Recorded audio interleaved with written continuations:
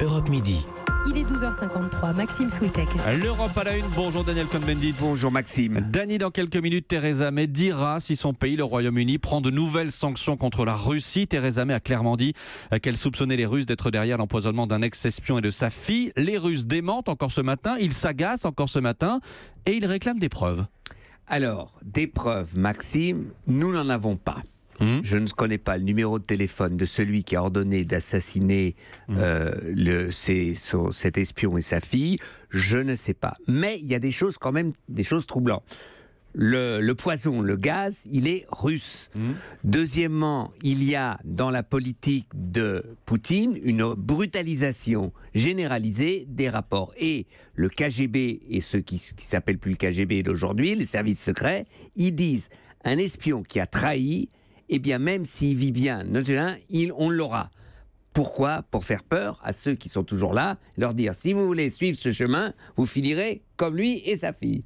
Donc, il y a quand même beaucoup d'idées. Qui d'autre ? Alors, est-ce que c'est Poutine qui a téléphoné et dit, allez-y, je suis le père de la mafia, allez le tuer, ou si c'est les services qui eux-mêmes ont dit, il faut arrêter, on a un problème d'hémorragie en ce moment, de type qui passe aux États-Unis, de type qui passe là, et donc on va arrêter ça.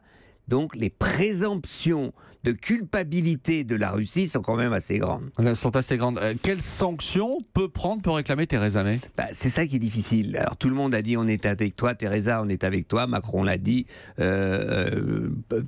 Trump l'a dit, etc. Mais qu'est-ce qu'on peut faire ? Alors il dit on va boycotter la Coupe du Monde. Alors je me suis dit, ils vont pas quand même boycotter l'équipe d'Angleterre parce qu'ils vont gueuler. Non, c'est la famille royale, le gouvernement n'ira pas en Russie. Ça lui fait une belle jambe à Poutine. À part ça, il y aura peut-être, ils vont mettre sur la liste, s'il y avait la Magnitsky list que les Américains avaient fait aussi, ils vont mettre des proches de Poutine et tout ça, ils vont mettre sur la liste, vous pourrez pas aller en Angleterre, et puis les Français, les Anglais, les Français, les Allemands et les Américains suivront. Donc voilà le genre de sanctions.